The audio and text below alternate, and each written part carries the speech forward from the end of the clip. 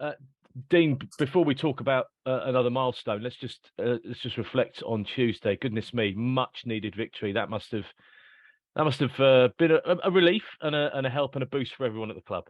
Yeah, I think it was a real shot in the arm. Obviously, comes off probably a difficult month really with the run of losses, and Charlton away's they was on good form and a tough place to go, and I don't think many people probably saw that coming. So um, it was a good night all round in terms of good performance, a clean sheet, Mo coming back in plus the 3 points, and um, when you look at it like that, I think it was a very good night for us. You've been in similar situations before, clearly, during your career at MK Dons. How much of your experience was used to say to some of the players, look, just keep doing the things that we're good at, just keep doing the things that we're good at, improve, and this will turn around. Yeah, I think you have to trust what you're trying to do. I think the temptation sometimes is to be very reactionary, and something happens, let's change this, let's change that, and you sort of end up losing yourself sometimes, and you sort of, as a team, you sort of lose what you're trying to do. And I think it happened to a certain extent against Bristol Rovers, where we sort of try to be a bit more solid and try to play a bit longer, and it wasn't really us, and so it boils down to just doing us better. And there's obviously tweaks, and as you saw on Tuesday, not so attack minded and being a little bit more defensively sound, but sometimes you have to play your position as well, and where we are, that's what's required at the moment, and until we can get better at doing the other stuff, then I think that's a very pragmatic way to be, while also trying to do what we do in terms of trying to pass it and play our normal game. Been an interesting season for you. Moved around the pitch a little bit in different positions. How do you feel your season's going so far? Yeah, okay. Left back at the start, which wasn't ideal. Not played there for a while, but obviously with Dan being out, it was sort of just a case of trying to fill in until he came back. And then, left of a free is something obviously I enjoy playing there now.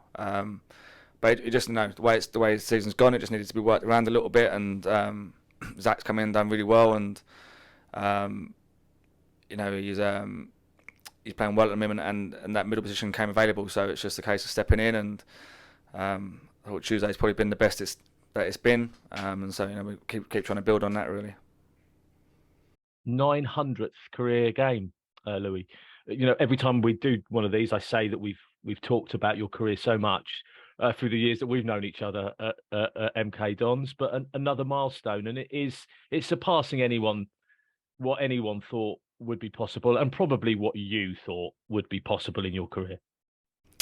Yeah, they've been trying to replace me for the last 15 years, so it's to get this far is not too bad. But it's I think as you get older, especially the way modern football's going, obviously things change now, and I think anything over 30 is perceived as sort of prehistoric, really. So it's you have to sort of keep on top of things and do everything you can, and obviously I've been doing well enough to sort of to keep playing and be in the team, and yeah, it's got to quite a big number now, so it's you know it's good, I suppose. We've seen plenty of pretenders to your crown, Mr. Lewington, but is that Jules somebody that maybe could, be there for the long term?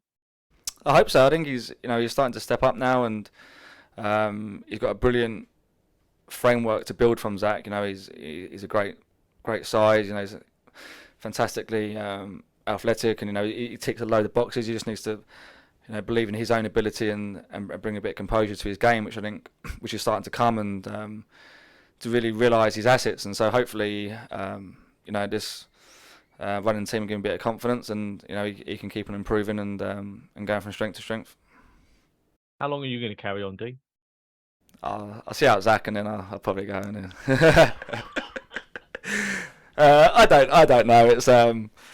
It's every year. Since probably 30, you just sort of you don't look too far in the future. You just sort of see how it goes, and obviously at the moment it's probably more pressing things on my mind rather than sort of what happens at the end of the season. So it's we'll cross that bridge when it comes to it.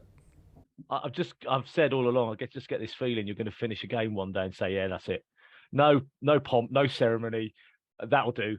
That'll do, and you'll never play football again ever. No, I want all the trumpets and ceremony. Yeah, I'm going for a big yeah. No, I don't. Yeah, I mean, they always say that your body tells you when it's time, and I'm sure I'll be no different. And just finally, I guess Tuesday was great, and it's a step in the right direction. But you've got to back that up now against Cheltenham, haven't you? Yeah, I think it's like danger sometimes of, especially when you beat a team high up the table, is that you feel a little bit invincible and that you can do it against anyone. I think you have to sort of take it back again and get back into that mindset of another really difficult game against a different team would be a completely different challenge for us. So we have to go there, prepare for that as we would do sort of any other game, and not get sort of too caught up with the win, but use that confidence that we got on Tuesday as well, also in a positive way. So we need to try and get something there if we can, and build on a positive week. Well done. Congrats on 900, mate. So, mate, thank you. Was it tough during the run that you've just had to keep everybody's head up in that dressing room? Yeah, it's it affects people in different ways sometimes. I think people can look like they're dealing with it okay, but they get on the pitch and they play within themselves, or don't express themselves quite as much as what they need, and so it's tough. I'm not gonna lie to you. It's when you're losing games and you're getting booed off at home, and clearly not performing as well as you would like as well. It's a big mix of sort of frustration and disappointment, and it can start seeping in. I think we've been really lucky that the managers sort of kept a constant message, keep trying to reaffirm the good things that we're trying to do, and sort of stayed true to what we want to do. And I think that's helped, especially a lot of young players, where sometimes you're sort of swaying and something doesn't work and you want to do something different, but it's just a case of just tweaking what we're doing at the moment a little bit better, and trying to improve. So it's it can be difficult, and especially for a few of the boys, probably the first time they've gone through this in their career, and it's difficult to deal with sometimes. Clean sheets as well seem to have been something of a rarity for you guys this week, or this season. Sorry, picking one up obviously at Cheltenham is massive. Zach Jules on Tuesday night told us it's a stepping stone. You want more, but that Tuesday night performance has to be a benchmark for you guys, doesn't it? Really?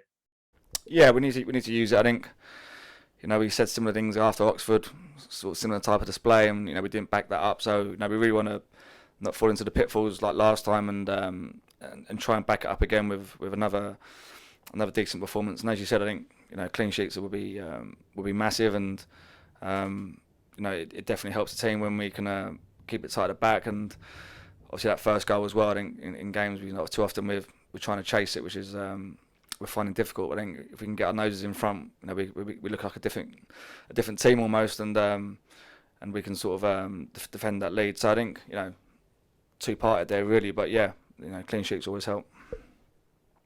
And just finally, I spoke to one of your old managers, Danny Wilson, yesterday, who was plugging his new book, and he said, I mentioned you to him, and said, you're coming up on 900. He said, what a remarkable achievement, but he also said you'd make one hell of a coach and a cracking manager as well. What do you think about that? Yeah, it was nice to hear. I think I'll concentrate on the playing for the while, and worry about the coaching and stuff afterwards. But yeah, it was a good man, Danny Wilson. So yeah, nice to hear from him.